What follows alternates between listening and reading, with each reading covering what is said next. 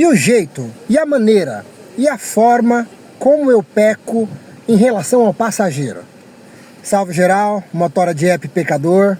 No vídeo anterior, eu havia dito para vocês o como que geralmente eu me comporto. Em relação ao trânsito, a outros motoristas, pedestres, sinalização, qualquer coisa que tenha a ver com o trânsito. E eu assumidamente, que, bem, a gente se sente um tanto quanto protegido por conta do carro, né?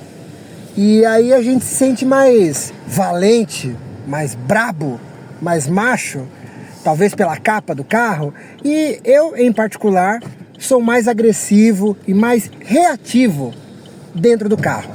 Já com os passageiros é diferente. Com os passageiros não dá pra gente ser bruto demais, áspero demais, sucinto, pra não falar outra coisa. Porque o passageiro tá aqui do lado, ele pode se sentir inseguro, ele pode se sentir ameaçado, ele pode se sentir prejudicado. Não que, em última instância, minha maior preocupação é com o bem-estar do alecrim dourado que entrou dentro do meu carro. Porque eles também me fazem pecar. Puta que lá merda.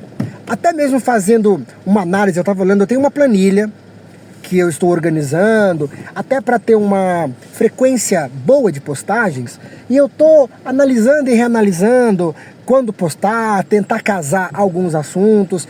E assim, eu tenho mais treta com passageiro do que no trânsito. Assim, sei lá, muito mais. Porém, eu sei que isso daqui que eu faço não é só dirigir. Tem a ver com atendimento, com a forma, com que eu trato, o carro limpo, coisa e tal, enfim. Mas isso não quer dizer que eu não externe ou não explane da minha insatisfação para com a falta de noção, de educação que o passageiro distribui para nós, réis mortais, que só estamos aqui no carro para ganhar o nosso dia, voltar para casa com um dinheirinho tranquilo. Meu, eu já tive passageiros que pareciam que não batiam bem da cabeça, passageiros folgados, passageiro fedido, passageiro acéfalo, eu diria, a ponto de ficar fazendo comentários e puxando o assunto que não lhes cabia. Época de eleição? Caraca, depois eu falo mais pra frente como que eu lido com os idólatras políticos, que é assim que eu trato.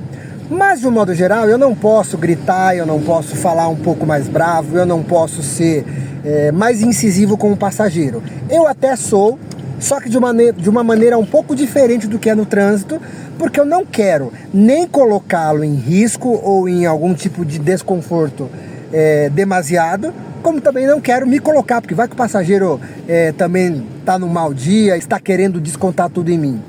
Mas, porém, contudo, no entanto, se eu sinto algum tipo de desconforto, se eu sinto algum tipo de coisa que pode prejudicar o carro, a minha pessoa, ou até mesmo o próprio passageiro, se ele está se comportando de uma maneira que vai qualquer uma dessas nuances, eu vou falar com ele. Se eu me sinto desconfortável, eu vou ficar olhando algumas vezes, vou olhar no retrovisor, vou olhar para trás, vou perguntar se está tudo bem.